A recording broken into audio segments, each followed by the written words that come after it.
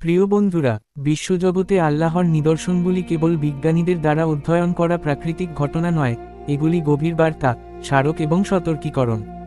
এর মধ্যে একটি লক্ষণ হল পূর্ণ চন্দ্রগ্রহণ, এমন একটি মুহূর্ত যখন আমাদের কোমল রাতের সঙ্গী চাঁদ হঠাৎ তার আলো হারিয়ে ফেলে এবং আকাশ এক ভয়ঙ্কর ছায়ায় ঢাকা পড়ে। এই ঘটনাটি এলোমেলো নয়, এটি প্রতিটি হৃদয়ের জন্য একটি বার্তা বহন করে, গাফিলতি থেকে জাগ্রত হওয়া এবং স্রষ্টার দিকে ফিরে আসা।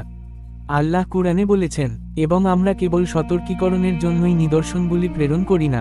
নবী মুহাম্মদ বলেছেন, সূর্য এবং চন্দ্র আল্লাহর দুটি নিদর্শন, কারো মৃত্যু বা জীবনের কারণে এগুলি গ্রহণ হয় না। তাহলে যখন তোমরা তা দেখবে, তখন নামাজের জন্য তাড়াতাড়ি যাও। তাহলে চন্দ্রগ্রহণ দেখার সময় আমাদের কি করা উচিত? গ্রহণের নামাজের সালাত আল কুসুফের নামাজ পড়ুন। এটি একটি বিশেষ 2 রাকাতের নামাজ, যা দীর্ঘ তেলাওয়াত, দীর্ঘ রুকু এবং গভীর আন্তরিক সেজদার মাধ্যমে করা হয়। এই নামাজের মাধ্যমে আমরা বিনয়, নির্ভরতা এবং আল্লাহর নৈকট্য প্রকাশ করি। দোয়া এবং স্মরণ বৃদ্ধি করুন, আন্তরিকভাবে প্রার্থনা করুন, ক্ষমা প্রার্থনা করুন এবং জিকিরের মাধ্যমে আল্লাহকে স্মরণ করুন।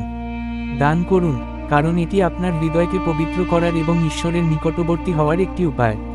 গ্রহণ একটি নীরব, তবুও শক্তিশালী স্মরণ করিয়ে দেয়।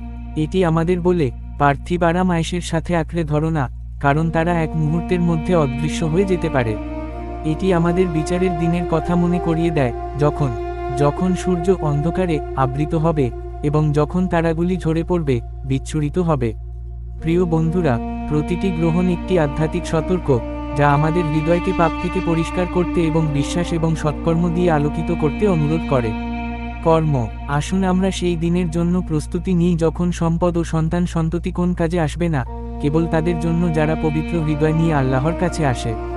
হে আল্লাহ, আমাদেরকে তাদের অন্তর্ভুক্ত করুন যারা আপনাকে স্মরণ করে, অনুতপ্ত হয়ে আপনার দিকে ফিরে আসে এবং আমাদের ত্রুটি বিচ্যুতি ক্ষমা করে।